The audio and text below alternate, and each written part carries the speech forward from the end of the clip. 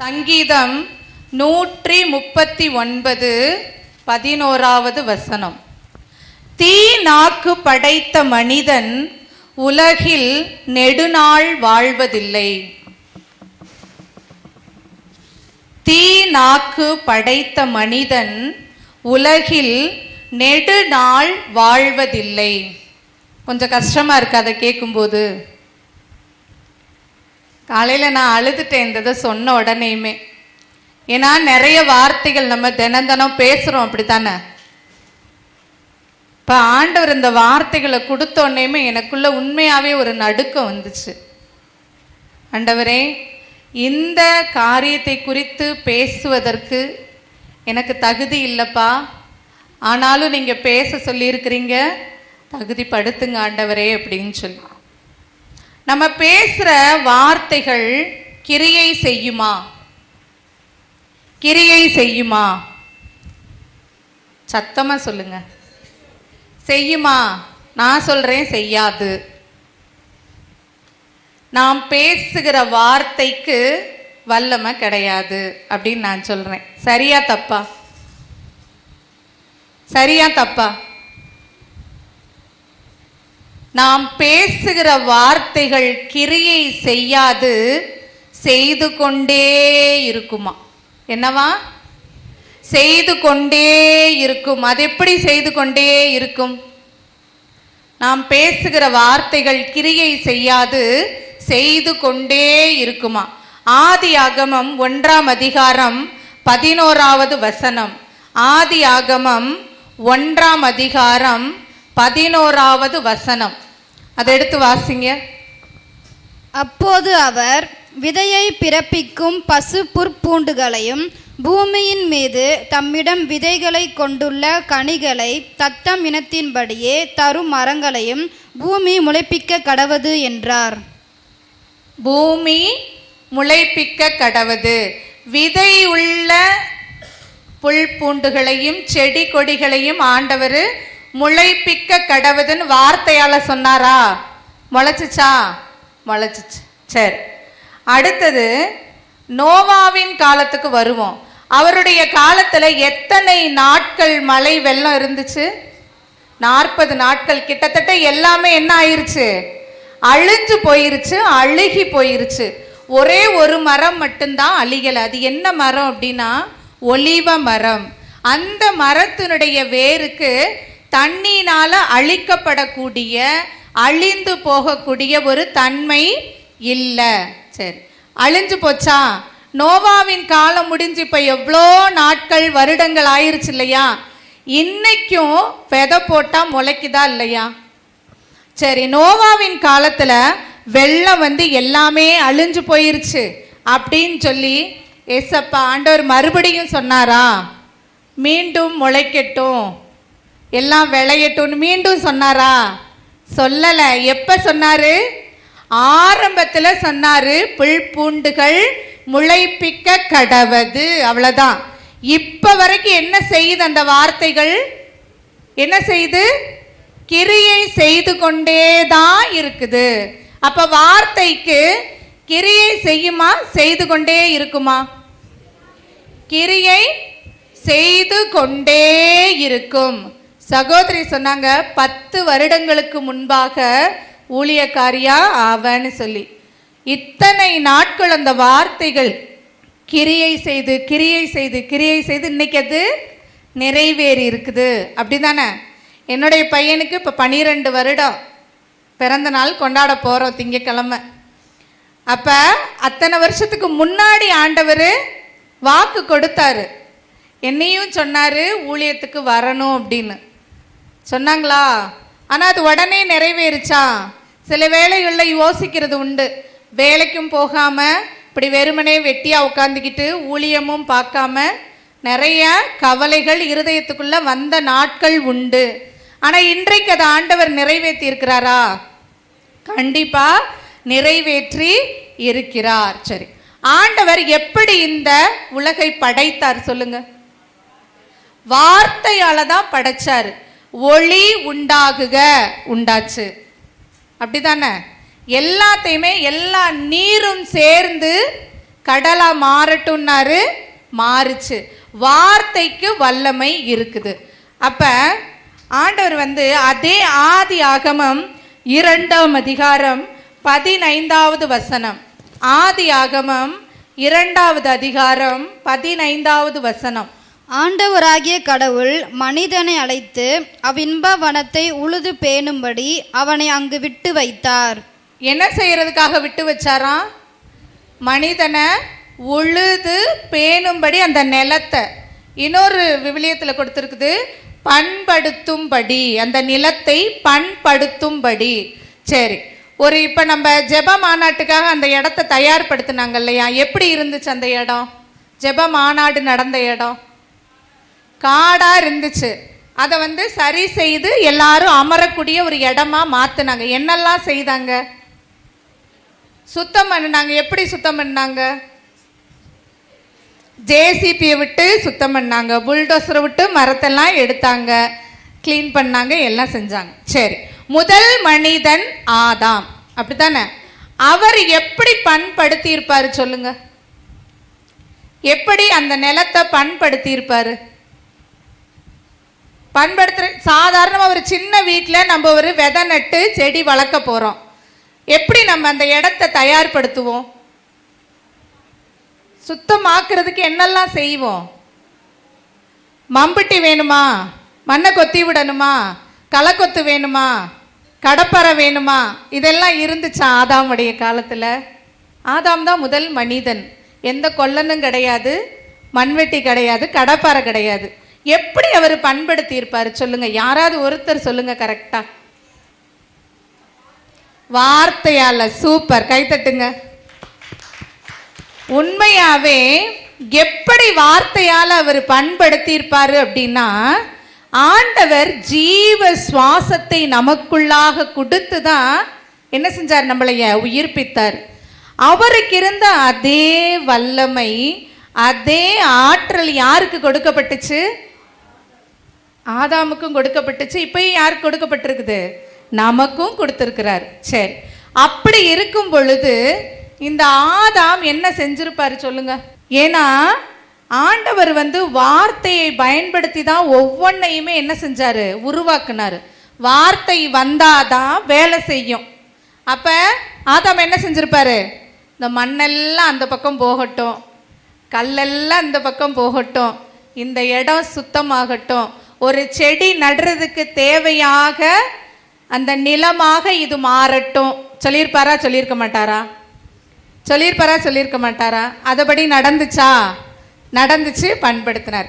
அப்ப வார்த்தைக்கு வல்லமை இருக்குதா இல்லையா? இருக்குது. நல்ல வார்த்தைகளுக்கு எப்படி வல்லமையும் அதிகாரங்களும் இருக்குதோ, அதே போல நம்ம பேசுகிற தீமையான வார்த்தைகளுக்கும் என்ன இருக்குது? என்ன இருக்கு? வல்லமை கண்டிப்பா இருக்குது. அந்த வல்லமைகளினால நிறைய பேர் தங்களுக்கு தாங்களே துன்பங்களை வருவிச்சு கொண்டாங்களாம்.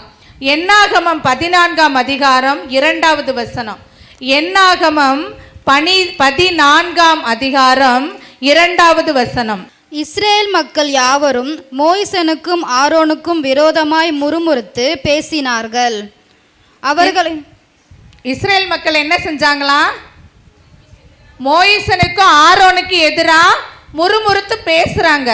ஆண்டவர் எவ்வளவு நன்மைகளை செய்து வழி நடத்திட்டு வர்றாங்க. ஆனாலும் என்ன கேட்குறாங்க? எங்களை நீ எகிப்து நாட்டிலிருந்து கொல்றதுக்காக கூட்டிட்டு வந்தீங்க, எங்களை இங்கே சாகடிக்கவா கூட்டிட்டு வந்தீங்க? இப்படியே தான் பேசிக்கிட்டே இருந்தாங்களாம். நல்ல வார்த்தைகள் பேசினாங்களா? இல்லை. மன்னா உணவு கொடுத்து ஆண்டவர் அவங்கள போஷிச்சார். ஆனாலும் சந்தோஷமா இருந்தாங்களா? இல்லை. என்ன கேட்டாங்க? என்ன கேட்டாங்க? இறைச்சி வேணும் எங்களுக்கு கேட்டாங்க. இறைச்சி கொடுத்து சந்தோஷமா இருந்தாங்களா? இல்லை. நாங்கள் செத்து போயிடுவோம், எங்களைய சாகிறதுக்கு தான் நீங்கள் கூட்டிட்டு வந்தீங்க, சாகத்தான் கூட்டிட்டு வந்தீங்க, இப்படியே என்ன செஞ்சாங்க? சொல்லிக்கிட்டே இருந்தாங்களாம். அதே என்னாகமம் 14வது அதிகாரம் 28வது வசனம் வாசிங்க. ஆகையால் நீ அவர்களுக்கு ஆண்டவர் சொல்லுகிறதாக சொல்ல வேண்டியது. ஆண்டவர் சொல்லுகிறதாக நீ சொல்ல வேண்டியது. யார் சொல்றதா? ஆண்டவர் சொல்றாருன்னு நீ போய் சொல்லுன்னு சொல்றாரு. என்ன சொல்றாரு? நாம் வாழ்கிறவர், நீங்கள் நம் செவிகள் கேட்க சொல்லிய வண்ணமே உங்களுக்கு செய்வோம். நாம் வாழ்கிறவர், என் செவிகள் கேட்க நீங்கள் சொல்லியபடியே உங்களுக்கு என்ன செய்யும்? என்ன செய்யும்? ஆக கடவுதுன்னு ஆண்டவர் சொல்லிட்டார். போச்சா? லட்சக்கணக்கான பேர் இறந்து போனாங்களாம். யார் காரணம்? யார் காரணம்? நம்பலையா? இஸ்ராயல் மக்கள் இறந்து போனாங்களா? லட்சக்கணக்கானவங்க அவங்க தான் சொல்லிக்கிட்டே இருந்தாங்கல்ல, எங்களே சாகத்தான் நீ கூட்டிட்டு வந்த, நாங்கள் செத்து போகிறோம், நாங்கள் செத்து போகிறோம் சொல்லி சொல்லி சொல்லி என்ன ஆயிட்டாங்க? செத்தே போயிட்டாங்க. சாத்தான் நம்மளைய பாவத்தில் விழ வைக்கணும்லாம் அவசியம் இல்லையா. பேச வச்சாலே போதுமா, என்ன ஆயிடுவோம்? நம்ம பாவத்தில் விழுந்துருவோம். ஆண்டவராகிய இயேசு கிறிஸ்துவையே சாத்தா சோதிச்சானா. மத்தேயு 4ஆம் அதிகாரம் 3வது வசனத்துல, இங்க இருக்க கற்களை எல்லாம் நீங்க அப்பம் ஆகும்படி செய்யும்னு சொல்லலையா சாத்தான், கட்டளையிடும் சொல்லுங்க. நீங்க என்ன செய்ய சொன்னிச்சா சாத்தான்? கட்டளை போடுங்க நீங்க. ஏன்னா பேச வைக்குது, ஆண்டவரையே பேச வைக்க சாத்தா என்ன செய்யுது? சதி திட்டம் போடுது. ஆண்டவரே இந்த கற்கள்லாம் அப்பமாகும்படி செய்யுங்க ஆண்டவரே. அப்படி சொல்லல, அப்பம் ஆகும்படி கட்டளையிடும், நீங்க சொல்லுங்க ஆண்டவரேன்னு சொல்லுதான் சாத்தான். சரியா? யாக்கோப்பு குறித்து தெரியுமா? யாக்கோப்பு யாரியா? யாக்கோப்பு ஆபிரகாம், ஈசாக்கு, யாக்கோப்பு இவங்கெல்லாம் யார்? நமக்கு முற்பிதாக்கள். அந்த முற்பிதாக்கள்ல இந்த யாக்கோப்பு இருக்கார் இல்லையா, அவருக்கு 2 பக்கங்கள் உண்டு. ஒரு பக்கம் பயங்கர ஆசீர்வாதம், அப்படிதானே? 12 கோத்திரங்களின் தகப்பன் அவர், அப்படிதானே? ஆண்டவர்கிட்ட போராடி ஆசீர்வாதங்களை பெற்றுக்கொண்ட முற்பிதாக்கள்ல ஒரு முக்கியமான நபர், தேவ மனிதர். ஆனா அவருக்கு இன்னொரு பக்கமும் உண்டு. என்ன அப்படின்னா, அவர் ரொம்ப கவலை ஆயிட்டாருன்னா எப்போ பார்த்தாலும் சொல்லிட்டே இருப்பாராம், நான் துக்கத்தோட தான் சாக போகிறேன், நான் எப்படி சாக போகிறேன்? மன சஞ்சலத்தோட சாக போகிறேன். ஆதியாகமம் 48:1, ஆதியாகமம் 48ஆம் அதிகாரம் 1வது வசனத்துல எடுத்து வாசிங்க. இதன் பின்னர் அவர் தம் தந்தையின் உடல் நலம் சரியில்லை என்று சூசைக்கு அறிவிக்கப்பட்டது. அப்பொழுது அவர் தம் 2 புதல்வர்களாகிய மனாசேயையும் எப்பிராயீமையும் அழைத்து கொண்டு பயணமானார். இதோ உம் புதல்வர் சூசை உம்மிடம் வந்திருக்கிறார் என்று யாக்கோபுக்கு சொல்லவே அவர் திடம் கொண்டு எழுந்து கட்டிலின் மேல் அமர்ந்தார். சரி, இதுல என்ன? உடல் நலம் சரியில்லைன்னு யோசேப்புக்கு சொல்லப்படுது, அப்படித்தானே? இந்த 48ஆம் அதிகாரத்துக்கு முன்னாடி பார்த்தீங்கன்னா யாருக்குமே உடல் நலம் சரியில்லை அப்படின்னு வந்திருக்காது. சரியா? மாவுல ரொட்டி சுட்டு தின்னுட்டு நானும் என் பையனை என்ன செய்ய போறோம்? சாக போறோம் அப்படின்னு யாருங்க சொன்னது? யார் சொன்னது? அந்த அம்மா தான் சொன்னுச்சு, அப்படிதானே? அது என்ன ஆச்சு? கொஞ்ச நாள் கழிச்சு நடந்துருச்சு. அந்த வாலிப மகன் இறந்து போனான். உடனே போய் எலியாட்ட சொல்லுது, ஏயா நீங்க வீட்டுக்கு வந்தீங்க, உங்களுக்கு நான் உணவு கொடுத்தேன், தண்ணி கொடுத்தேன், இருக்க இடம் கொடுத்தேன், என்னுடைய மகனை இப்போ நான் இழந்துட்டு தவிக்கிறேனே அப்படின்ட்டு அழுகும் பொழுது இந்த எலியா தீர்க்கதரிசி ஆண்டவர்கிட்ட சொல்கிறாராம், செபிக்கிறாராம், எனக்கு உணவு கொடுத்து இந்த இடத்துல தங்க வைத்து என்னை ஆதரித்த இந்த மகனை இழந்து தவிக்கிறது கஷ்டமாக இருக்கு ஆண்டவரே, தயவு செய்து என்ன செய்யுங்க, இந்த பிள்ளைய உயிரோட திருப்பி கொடுங்கன்னு சொல்லி அவர் சொன்ன அந்த வார்த்தைகள், அந்த ஜெபங்கள் ஆண்டவருக்கு முன்பாக போய் என்ன செய்தது? அந்த பையனை உயிரோட மீட்டு கொடுத்தாங்க. கொண்டு வந்து அந்த தாயின் இடத்துல அவர் கொடுத்தாரா, இந்தம்மா உன்னுடைய பையன் உயிரோட வந்துட்டான் அப்படின்னு. சரி, இதெல்லாம் நல்லது. ஆபிரகாம் ஈசாக்க மேலே கூட்டிட்டு போறாரா பலியிடுறதுக்காக. அப்போ போகும்போது அந்த பையன் என்ன கேட்குறாங்க? ஈசாக்கு என்ன கேட்குறாரு? பலியிடுறதுக்கு ஆடு எங்கப்பா அப்படின்னு கேட்கும் பொழுது அவர் என்ன சொல்றாரு? ஆண்டவர் தருவார். தந்தாரா? தந்தாரா? நீங்களும் நானும் இருந்தா சொல்லியிருப்போமா? அப்படி முதல்ல மேலே கூட்டிகிட்டே போயிருக்க மாட்டோம். பையனை அழுது ஆர்ப்பாட்டம் பண்ணி கீழேயே ஆண்டவர்கிட்ட வேண்டி இருந்திருப்போம். சரி, அதையும் மீறி கண்டிப்பாக மேலே போகணும்னு போயாச்சு. ஆடு எங்கப்பா, பலியிடக்கூடிய ஆடு எங்கன்னு கேட்கும் பொழுது நம்ம சொல்லியிருப்போமா ஆண்டவர் கொடுப்பாருன்னு? நம்மளாம் சொல்லியிருப்போம். ஏன்னா எங்கே இருக்கோம்? நம்ம எங்கே இருக்கோம்? சத்தமாக சொல்லுங்க. எங்கே இருக்கோம்? ஆண்டவருடைய சமூகத்தில் இருக்கிறோம் இல்லையா? ஆண்டவருடைய வார்த்தைகளை நிறைய கேட்குறோம் இல்லையா? ஒருவேளை நம்ம விசுவாசத்தால் சொல்லி இருப்போம். சரி, அந்த ஆபிரகாம் விசுவாசத்தின் தந்தை சொன்ன வார்த்தை நடந்ததா இல்லையா? மேலே போனோன்னையும் யாருமே கிடையாது அந்த இடத்துல. ஒரு முள்ளில் கொழுகொழுன்னு ஒரு ஆட்டுக்குட்டி மாட்டி இருக்குது. எப்படி வந்துச்சு அந்த இடத்துல? எப்படி அந்த இடத்துல வந்துச்சு? ஆண்டவர் கொடுத்தாரு. அந்த மனிதன் பேசிய வார்த்தைகளை என்ன செஞ்சாரு? உறுதிப்படுத்தி அதை அப்படியே நடத்தி கொடுத்தாரு. சரி, எசையா தீர்க்கதரிசியுடைய நாவை சுட்டார் அப்படின்னு சொல்லப்பட்டிருக்கு. நாவை தான் சுட்டாராம். நாவை சுட்டு என்ன செஞ்சாரு? அவருக்காக ஊழியம் பார்க்க வைத்தார். நம்மளுடைய உடல்ல இருக்கக்கூடிய மிக மிக முக்கியமான ஒரு உறுப்பு எதுனா அது நாவு. அந்த நாவுல தான் எல்லாமே இருக்குதான். அப்ப நம்ம இந்த நாவை வைத்து பாதாளத்துக்கு போய்கிட்டு நரகத்துக்கு போய்கிட்டு இருந்த ஒரு ஆத்துமா கூட ஒரு செகண்ட்ல ஆண்டவர்கிட்ட எடுத்துக்கொள்ளப்பட்டுச்சான். யார் தெரியுமா? நல்ல கள்ளன். தெரியும் தானே உங்களுக்கு? அவன் நரகத்துக்கு போக வேண்டிய ஒரு ஆன்மா, நிறைய பாவங்கள் செய்து போய்கிட்டு இருந்துச்சான் அந்த ஆத்மா. அப்ப ஆண்டவரை பார்த்துட்டு அவர்கிட்ட அந்த ஆன்மா சொல்லுது, அந்த நல்ல கள்ளன் சொல்றாரு, ஆண்டவரே நீங்க பரதேசிக்கு வரும்போது என்னையும் நினைவு கூறுங்க ஆண்டவரே அப்படின்னு சொல்லும்போது ஆண்டவர் உடனே என்ன சொன்னாரு? இன்றே என்னோடு நீ வான் வீட்டில் இருப்பாய். அவன் பேசாம இருந்திருந்தான்னா நரகத்துக்கு போயிருப்பானா?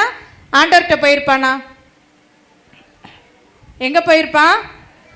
கண்டிப்பா நரகத்துக்கு தான் போயிருப்பான். ஆனா உணர்ந்து, ஆண்டவரை உணர்ந்து, ஆண்டவரே என்னையும் நினைவு கூறுங்கப்பா, உங்களோட என்னையும் சேர்த்துக்கங்கப்பா அப்படின்னு சொன்ன அந்த வார்த்தைகள் அவனுக்கு மீண்டுமா ஒரு நிலை வாழ்வை பெற்று கொடுத்தது.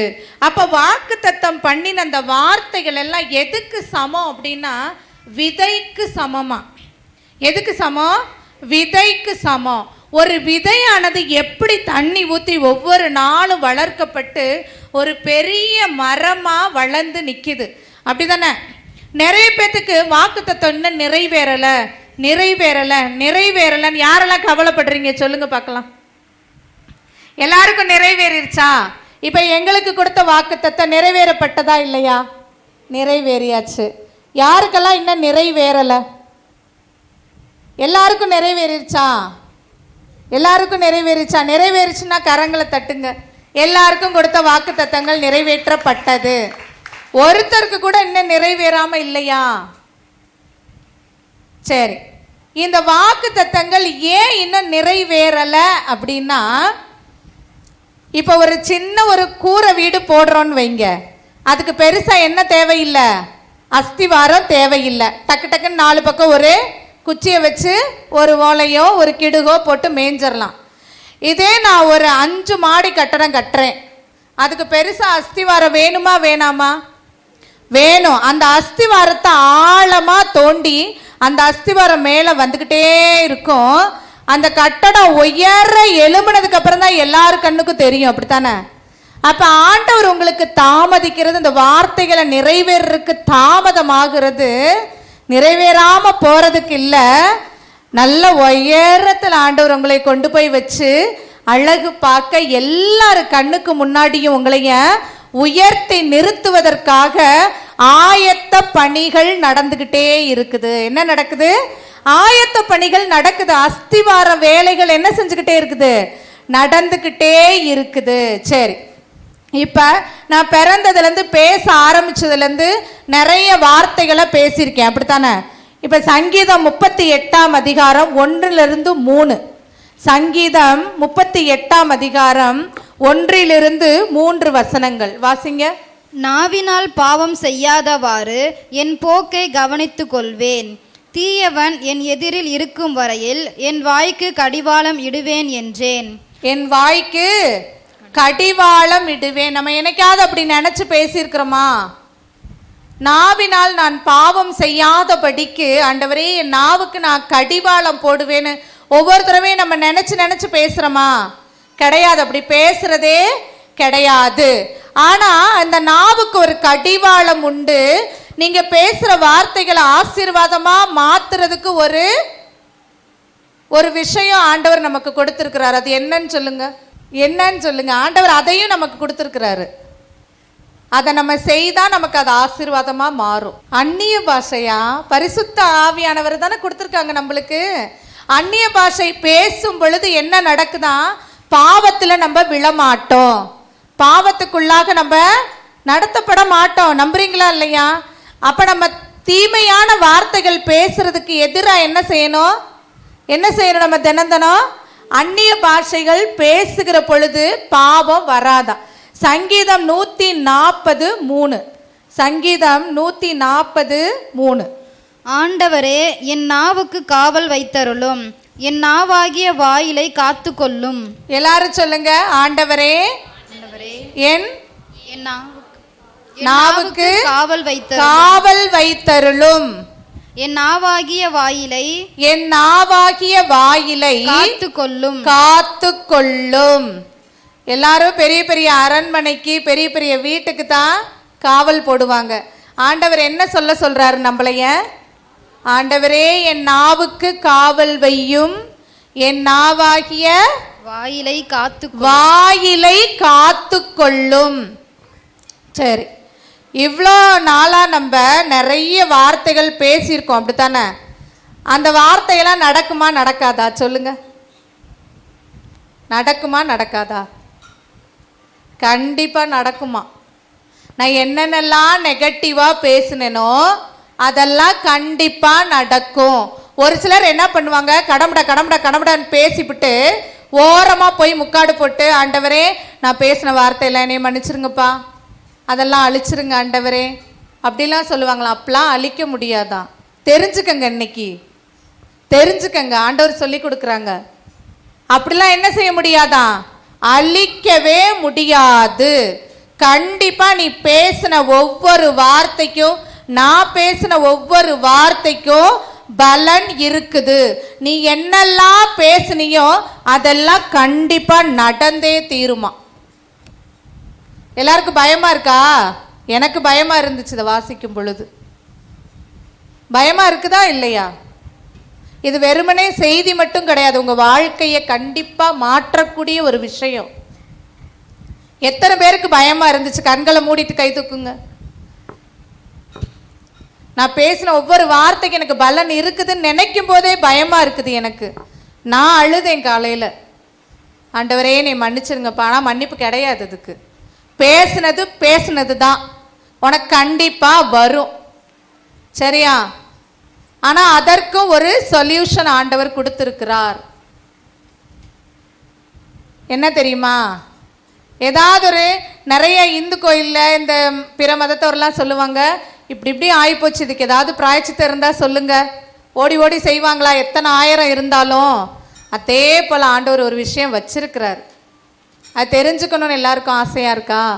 நான் பேசின வார்த்தையெல்லாம் அழிக்கணும் ஆண்டவரே, நான் தெரியாமல் பேசிட்டேன்ப்பா, மன்னிச்சிருங்கப்பா சொல்லி அதுக்கு ஒரு காரணத்தையும் அதுக்குரிய தீர்வையும் கண்டுபிடிக்க விரும்புகிறீங்களா? யாரெல்லாம் விரும்புகிறீங்க? இல்லை நான் பேசுனதாகவே இருக்கட்டும், நான் பேசுனதெல்லாம் நடக்கட்டும்னு நினைக்கிறவங்க யாரு? அப்படிலாம் இல்லை. எல்லாருக்குமே இருதயத்தில் ஒரு பயம் இருக்குது. ஆண்டவரே நான் பேசின வார்த்தைகள் என்ன செய்யக்கூடாது, எனக்கு பதறி பேசின வார்த்தைகள் நடந்துடக்கூடாது ஆண்டவரே அப்படின்னு. சரி, அந்த சொல்யூஷன் சொல்றதுக்கு முன்னாடி ஒரு விஷயத்த சொல்றேன். தாவீதும் கோலியாத்தும். கோலியாத்து எவ்வளோ பெரிய ஆளு, மாமிச மலை, அப்படித்தானே? அந்த கோலியாத்தை பார்த்து தாவீது பயந்தாரா? பயம் இருந்திருக்கும் உள்ளுக்குள்ளற. ஆனாலும் அவர் என்ன சொல்றாரு? சேனைகளின் கர்த்தர் என்னோடு கூட இருக்கிறார். வாயை திறந்து சொன்னாரா? சொன்னாரு. ஆண்டவர் சொல்றாரு, உன்னுடைய வார்த்தை ஆவியும் ஜீவனுமாய் இருக்கிறது. அந்த வார்த்தை கண்ணுக்கு தெரியாது, அப்படித்தானே? நான் இப்ப நிறைய வார்த்தை பேசினேன், காத்துல வந்துச்சு, ஆனா அதுக்கு என்ன இல்ல தெரியாது, கண்ணுக்கு தெரியாது. ஆனா அதற்கு என்ன இருக்குது? ஜீவன் இருக்குது. வார்த்தைக்கு என்ன இல்ல? உருவம் கிடையாது, ஆனா ஜீவன் இருக்குது. அது ஒரு நாள் உன் முன்னாடி என்ன செய்யுமா? வந்து நிக்குமா, உருவமா வந்து நிக்குமா, அப்படித்தானே? அப்படிப்பட்ட ஒரு வார்த்தையை தான் அந்த தாவீது சொல்றார். சேனைகளின் கர்த்தர் என்னோடு இருக்கிறார், நீயோ படைகளோடு ஆயுதங்களோடும் வருகிறாய். நான் யாரோடு கூட வருகிறேன்? சேனைகளின் கர்த்தரோடு கூட வருகிறேன்னு சொல்லி அந்த சின்ன பையன் அவ்வளவு பெரிய மாமிச மலைக்கு முன்பாக கர்ஜித்து சொல்லுகிறான். ஜெயித்தாரா இல்லையா? ஜெயிக்க வச்சாரா இல்லையா ஆண்டவர்? அதே போலதான் என்னுடைய வாழ்க்கையில கஷ்டம் கண்டிப்பா இருக்கும், வேதனை இருக்கும், கடன் பிரச்சனைகள் இருக்குது, எல்லா துன்பல உடல் நல குறைவுகள் இருக்குது. ஆனாலும் நான் என்ன செய்யணுமா? நெகட்டிவான வார்த்தைகளை என் வாயில நான் சொல்லவே கூடாது. சரி, ஒரு அப்பாவுக்கு ஒரு பொண்ணு பயங்கர கோபக்காரியாம். அந்த கோபக்காரிய கல்யாணம் முடிச்சு கொடுக்கும் பொழுது அந்த பொண்ணு ரொம்ப கோபக்காரின்னு மாப்பிள்ளை கிட்ட சொல்லலையாம். என்ன சொல்லியிருக்கிறாரு? அதுக்கு பதிலா, தம்பி உங்க 2 பேத்துக்குள்ள ஏதாவது மன வருத்தம் வந்துச்சுன்னா வாயில கொஞ்சம் தண்ணியை ஊத்திட்டு வீட்டை சுத்திலும் நடந்து வந்துருங்கப்பா, ஒருத்தர் விட்டு கொடுத்து போங்கப்பா அப்படின்னு சொல்லியிருக்கிறாரு. 50 வருஷம் ஆகுது, 60 வருஷம் ஆகுது. டாக்டர் கிட்ட போகும் பொழுது அந்த மனிதருக்கு என்ன இல்லையா? எந்த உடல் நல குறைவுமே இல்லையா? சுகர், பிரஷர், உப்பு சத்து எதுவுமே கிடையாதான். அப்ப ஆச்சரியமா கேட்குறாங்க, என்ன இந்த வயசுல உங்களுக்கு ஒரு சின்ன உடல் நல குறைவு கூட இல்லையா? ஆமாங்க. எப்படி? ஒரு நாளைக்கு 24 மணி நேரத்துல 20 மணி நேரம் நான் வாயில தண்ணியை ஊத்திட்டு சுத்தியில நடந்துக்கிட்டு தான் இருக்கேன்னாராம். என்ன செஞ்சுட்டே தான் இருக்காராம். அப்ப என்ன அர்த்தம்? பொண்டாட்டி கோபப்பட்டு கத்திக்கிட்டே தான் இருக்குமா? எந்த 24 மணி நேரத்துல 20 மணி நேரம் ஒரு மனிதன் நடந்துக்கிட்டே இருந்தா அவருக்கு சுகர் வருமா, பிரஷர் வருமா? இதுதான் காரணம்னு சொன்னாராம். இதுல மறைமுகமா சொல்லப்படுற, நம்ம சிரிக்கிறோம், ஆனா மறைமுகமா சொல்லப்பட்டிருக்கிறது என்ன? ஒரு குடும்பத்துல மனைவி தான் மிகப்பெரிய ஒரு பில்டர். கன்ஸ்ட்ரக்ஷன் பொறுப்பு யார்கிட்ட இருக்கு? மனைவி கிட்ட தான். ஒரு குடும்பம்னு எடுத்துக்கிட்டா அந்த மனைவியினுடைய வார்த்தைகள் கணவனையும் தேத்தனும், பிள்ளைகளையும் உருவாக்கணுமா. அதை விட்டுட்டு நெகட்டிவான வார்த்தைகளை சொல்லிக்கிட்டே இருந்தீங்கன்னா, இன்னைக்கு ஞாபகம் வச்சுக்கோங்க, நீங்க பேசுற எல்லா வார்த்தையுமே ஆவி, என்னது? ஆவியும் ஜீவனுமா இருக்குது. ஒரு நாளைக்கு உங்க முன்னாடி வந்து நிற்கும் அப்படின்ட்டு ஒரு சின்ன ஒரு சாட்சியை சொல்லிட்டு உங்களுக்கு அந்த சொல்யூஷனை சொல்லித்தரேன். என்னோட சாமு வந்து 5ஆம் கிளாஸ் வரைக்குமே சரியான ஸ்கூல் ஃபவுண்டேஷன் இல்லை. எல்கேஜி போனால் யூகேஜி போகலை. அப்போ 1ஆவது போனால் 2ஆவதுல அம்மா போட்டுருச்சு, கொஞ்ச நாள் போகலை, நிறைய அவனுக்கு சுகம்லாம் போயிருச்சு.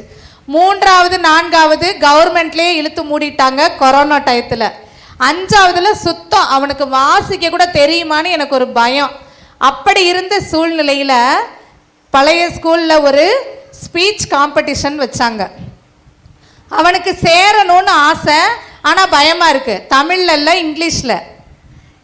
ஏம்மா எனக்கு ஒன்றுமே தெரியாதேம்மா, நான் எப்படிம்மா போய் பேசுவேன், ஆனால் எனக்கு பேசணும்னு ஆசையாக இருக்குதுமா அப்படின்ட்டு. ஒருவேளை வேற யாராவது இருந்தால் என்ன சொல்லியிருப்போம்?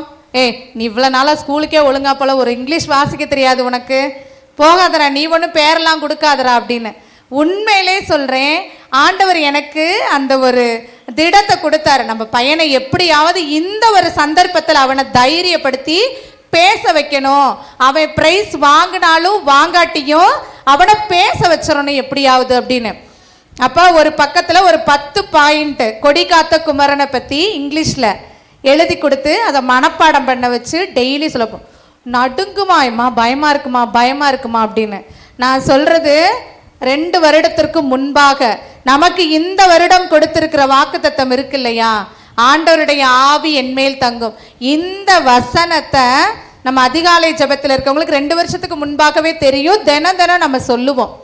அப்ப இந்த வசனத்தை என் பையனுக்கு சொல்லி கொடுத்து, சாமு நீ இதை டெய்லி சொல்லிக்கிட்டே இரு, அம்மா சொல்லி கொடுக்கறதுனால உனக்கு அது நடக்காது, ஆண்டவருடைய ஆவி, ஆண்டவருடைய இந்த வார்த்தை, ஆண்டவருடைய ஞானம் உனக்கு உதவி செய்யும் அப்படின்ட்டு.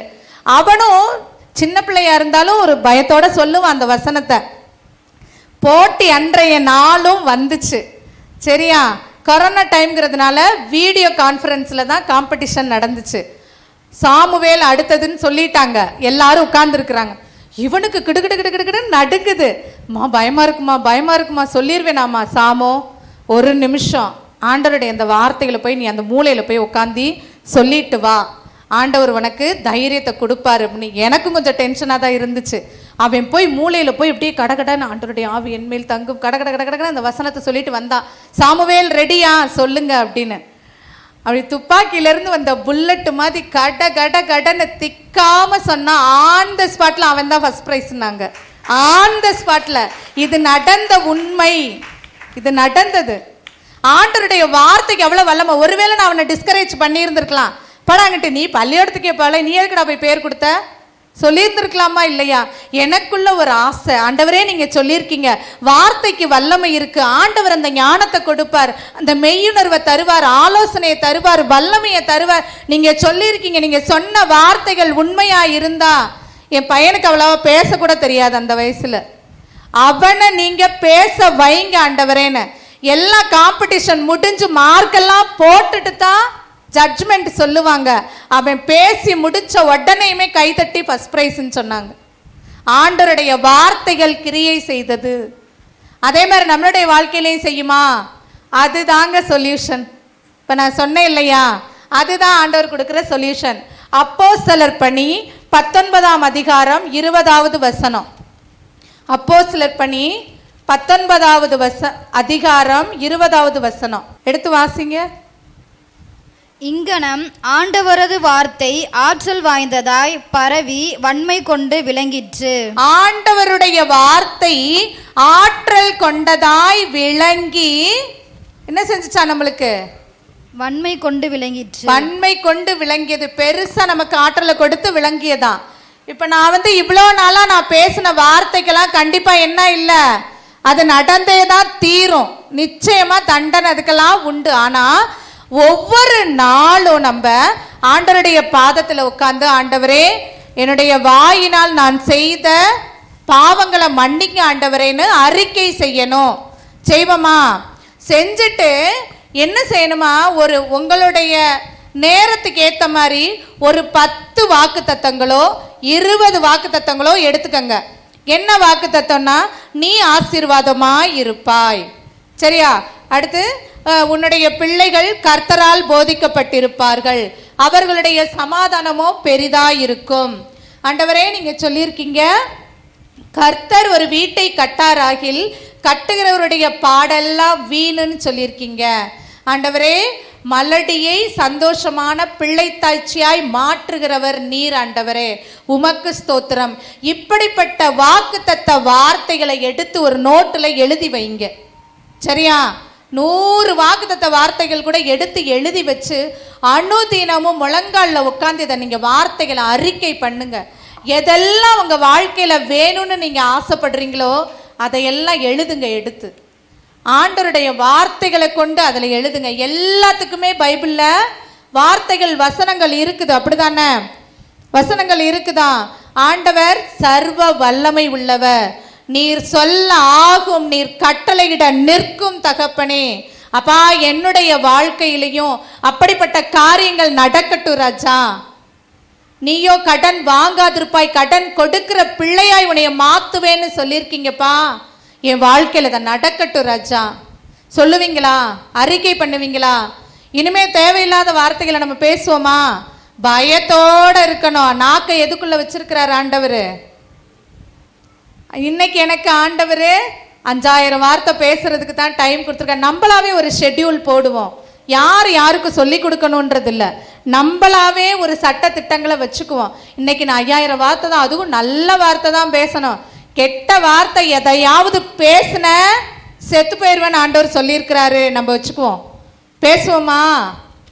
பிள்ளைகளையும் என்ன செய்யணும்னா, பிள்ளைகள் கெட்ட வார்த்தை பேசுறதில்ல, கேட்ட வார்த்தைகளை தான் பேசுகிறாங்களாம். நிறைய வீடுகளில் என்ன செய்யுதுன்னா, சின்ன பிள்ளைங்க கெட்ட வார்த்தை பேசுகிறாங்க. ஏன் பேசுகிறாங்க? பெரியவங்க பேசுறதை கேட்டு கேட்டு தான் கேட்ட வார்த்தையை தான் அவங்க பேசுகிறாங்க. அதற்கெல்லாம் யாரு தான் பொறுப்பு? நம்பெல்லாம் கிடையாது, அவங்கவுங்க அம்மா தான் பொறுப்பு. என் பையன் பேசினாதான் நான் பொறுப்பு, நம்பன்னு சேர்க்குறீங்க? அவங்களுடைய அம்மா தான் பொறுப்பு. கெட்ட வார்த்தைகளை பேசக்கூடாது. டெய்லி ஒரு வசனத்தை சொல்லி கொடுங்க. டெய்லி வேணாம், வாரத்துக்கு ஒரு வசனம். தம்பி இதை நீ படி, இதை படிச்சுட்டு இந்த வாரம் எனக்கு நீ டெய்லி சொல்லணும். சொல்லி கொடுங்க, செஞ்சு பாருங்க. உன்னுடைய வார்த்தை மாறாமல் உன்னுடைய வாழ்க்கை மாறாது. எழுதி வச்சுக்கோங்க அதை. உன்னுடைய வார்த்தை மாறாமல் உன்னுடைய வாழ்க்கை என்ன செய்யாது? கண்டிப்பா மாறாது. நல்லா நோட் பண்ணிக்கங்க. பிள்ளைகளுக்கு டெய்லி சொல்லி கொடுங்க. நாங்க கிறிஸ்டியன் குடும்பம் தான், ஆனா ஆண்டவரை பத்தி இப்பயுமே நிறைய தெரியாது. அப்பெல்லாம் எதுவுமே தெரியாது. பாரம்பரியமா ஏதோ கோயிலுக்கு போவோம் வருவோம், அவ்வளவுதான். ஆனா கூரை வீடு தான் எங்க வீடு. 12ஆம் கிளாஸ் வரைக்கும் சீமத்தண்ணி விளக்குல தான் நான் படித்தேன். எங்கள் வீட்டில் ஒரு நாள் கூட நாங்கள் ஜெபமாலை சொல்லாமல் சாப்பிட்டதே கிடையாது. எங்கள் அம்மாவும் அப்பாவும் படித்து முடிச்சுட்டு ஜெபமாலை சொன்னாதான் சாப்பாடு. என் பையன்கிட்ட போன வாரம் கூட நான் சொன்னேன், என்னம்மா ரொம்ப ரூல்ஸ் எல்லாம் போடுறீங்க அப்படின்னா. இல்லை தம்பி, ரூல்ஸ் போடலை, எங்களுக்கு எங்கள் அம்மா சொல்லி கொடுத்தாங்க. 12 மணி ஆனாலும் நீ ஜெபமாலை சொல்லாமல் உனக்கு சோறு இல்லை, குடிக்கிறது கஞ்சியாக இருந்தாலும் நீ ஜெபமாலை சொல்லிட்டு தான் சாப்பிடணும் அப்படின்ட்டு. பூசைக்கு ஃபாதர் வர்றதுக்கு முன்னாடியே நாங்கள் போய் அங்கே உட்காந்துருக்கணும். எங்களுடைய தெருவில் எல்லா பேத்துக்கும் தெரியும், சாமியார் வராரோ இல்லையே இது 3 போய் உட்காந்துரும் கரெக்டாக அப்படின்னு. ஏன்னா நாங்கள் 3 பேர் ஒரே மாதிரி பாவாடை சட்டை போட்டு ஃபாதர் வராதுக்கு முன்னாடியே போய் உட்காந்துருவோம். சிரிப்பாக இருக்குது, ஆனாலும் அப்பையிலேருந்து சொல்லி கொடுத்துருக்காங்க இல்லையா. அதனால் நானும் என் பையன்கிட்ட சொல்லுவேன், ஜெபம் எத்தனை மணி ஆனாலும் ஜெபமாலை சொல்லாமல் தரமாட்டேன் தம்பி. ஒரு 2 நாள் 3 நாள் மல்லு கட்டினாங்க, ஐயோ ரொம்ப பசிக்குது, மயக்கம் வருது, தலை வலிக்குது, நீ கீழேயே விழுந்தாலும் கவலையில் போய் ஜெபமாலை சொல்லிட்டு வா அப்படின்னு. எப்போ வாங்க பை, இந்த அம்மா சோறு தர மாட்டேங்கிறாங்க, ஜெபமாலை சொல்லிட்டு சாப்பிடலாம். சில விஷயங்கள், சில கட்டுப்பாடுகள் நீங்கள் போடுங்க, தப்பு இல்லை. பிள்ளைங்களுக்கு சொல்லி கொடுங்க, இதை தான் செய்யணும், இப்படி தான் செய்யணும். கோபமாக கொஞ்ச நாள் கோபமாக இருக்கும், ஆனால் அதுவே உங்களுக்கு என்ன ஆயிரும், பழகிரும். அதுக்கு ஒரு சிரிப்பாக ஒரு விஷயம் சொல்லுவாங்க, குடிச்சு பழகினவன் குடிய விட முடியல, ஏன்னா பழகிட்டான். நீங்கள் ஜெபிக்க வச்சு பழகுங்க, என்ன செய்வான், ஜெபிக்காமல் இருக்க மாட்டான். அதே மாதிரி ஆண்டவருடைய கட்டளைகளையும் சொல்லி கொடுங்க, ஆண்டவருடைய வார்த்தைகளை சொல்லி கொடுங்க, கண்டிப்பாக அதை பிடிச்சுக்குவாங்க அவங்க. தொட்டில் பழக்கம் சுடுகாடு மட்டும்னு பழமொழி இருக்குது. ஆனால் ஆண்டவருடைய வார்த்தைகளை நீங்கள் இப்பையிலிருந்தே சொல்லி கொடுத்தீங்கன்னா சாகிற வரைக்கும் அவங்க மறக்க மாட்டாங்க.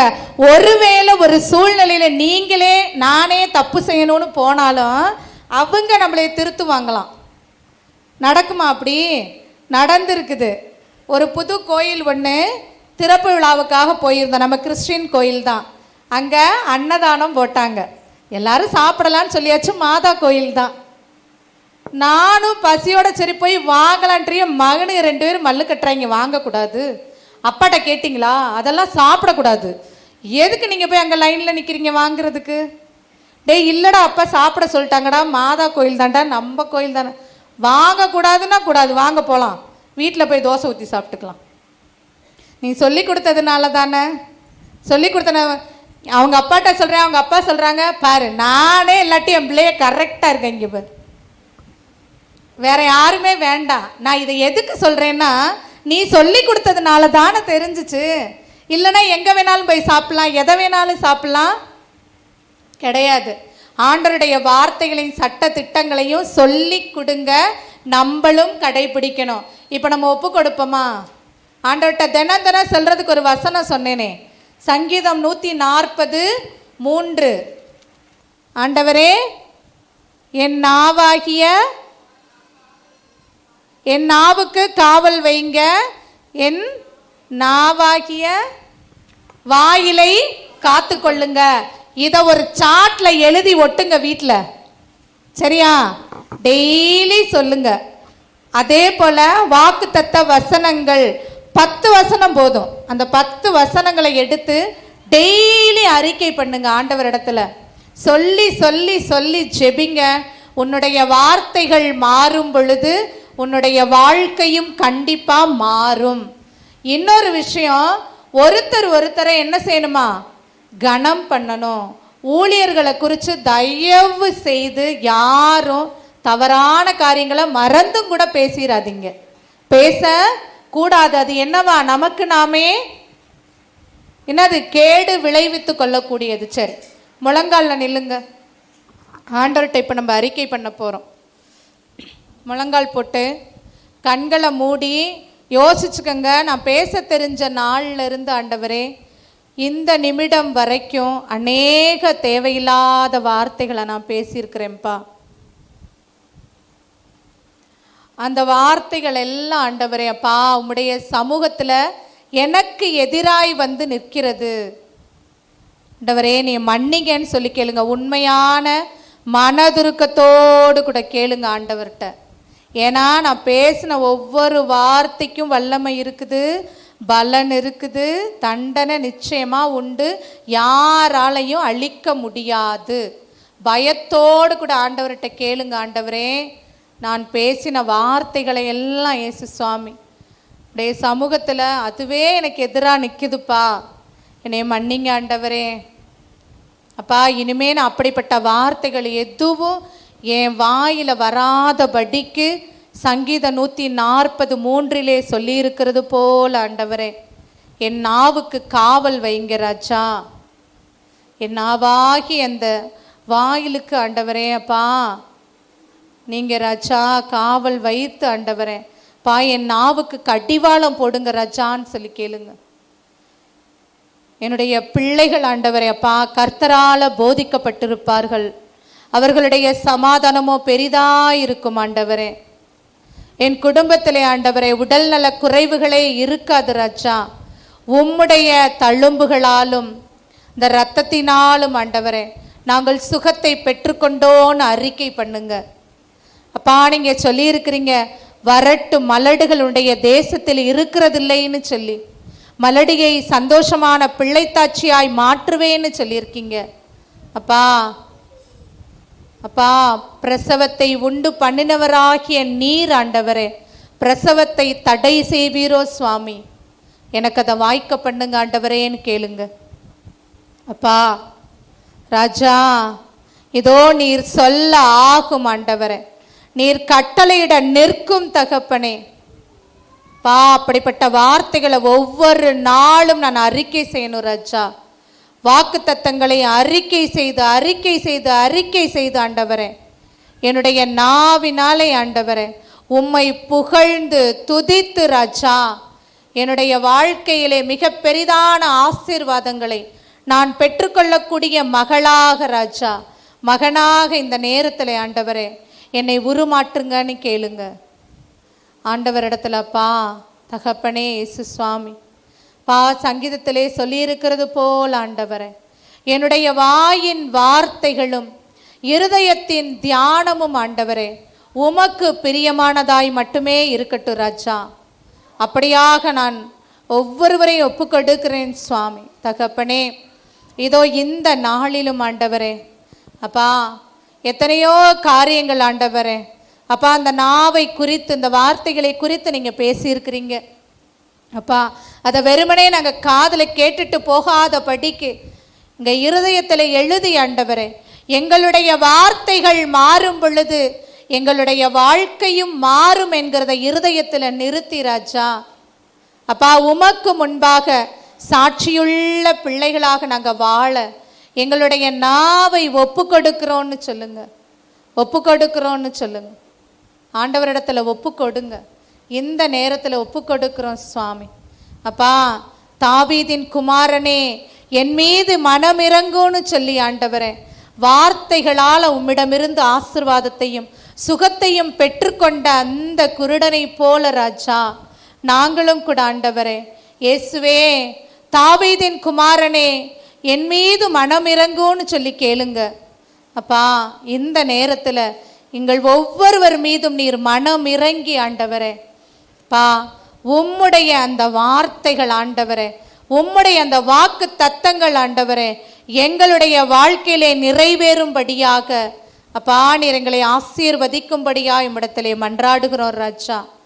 அப்பா, நாங்கள் பேசுகிற ஒவ்வொரு வார்த்தைகளும் ஆண்டவரே பா பிறருக்கு ஆறுதலை கொடுக்கக்கூடியதாக, கவலையில் இருக்கிறவர்களுக்கு ஆறுதலை கொடுக்கக்கூடியதாக, உடல் நல குறைவினால கஷ்டப்படுகிறவர்களை ஆற்றி தேற்றுகிற வார்த்தையாக இருக்கட்டும் ராஜா. யாரையும் காயப்படுத்தாதபடிக்கு ஆண்டவரே, யாரையும் ஆண்டவரே அப்பா இருதயத்தையோ மனதையோ கொலை செய்யக்கூடிய வார்த்தைகளாக இல்லாதபடிக்கு ஆண்டவரே ஆற்றி தேற்றி அரவணைக்கிற அப்பா உம்முடைய வார்த்தைகளை போல ஆண்டவரே எங்களுடைய வார்த்தைகளும் மாறட்டும் ராஜா. ஒவ்வொருவரையும் ஆற்றி தேற்றி அரவணைத்த ஆண்டவரே உம்மோடு கூட ஆண்டவரே சேர்ந்து நாங்களும் ஆண்டவரே அப்பா உம்முடைய பிள்ளைகள் என்கிறதை ஆண்டவரே நிரூபிக்கும்படியாக ராஜா இந்த நாளில் ஒவ்வொருவரையும் இயேசு கிறிஸ்துவின் நாமத்தினாலே ஆசீர்வதிக்கிறேன் ஆண்டவரே. ஒவ்வொருவருடைய நாவுக்கும் ஆண்டவரே நீர் காவல் வையும் சுவாமி. அப்படியாக ராஜா இதோ இங்க வந்திருக்கிற ஒவ்வொரு சகோதரிகளும் ஆண்டவரே வேண்டிக் கொண்ட ஒவ்வொரு தேவைகளும் ஆண்டவரே ஒவ்வொரு காரியங்களும் ஆண்டவரே அப்பா நீர் ஆண்டவரே கொடுக்கும்படியாக, அந்த தேவைகளை சந்திக்கும்படியாக, பொறுப்பெடுக்கும்படியாக எங்களுடைய ஜெபங்களையும் விண்ணப்பங்களையும் எங்கள் தேவதாய் அன்னை மரியின் நாமத்தினாலும் இயேசு கிறிஸ்துவின் நாமத்தினாலும் ஏறெடுக்கிறோம். எங்கள் ஜெபம் கேளும் ஜீவனுள்ள நல்ல பிதாவே, ஆமென்.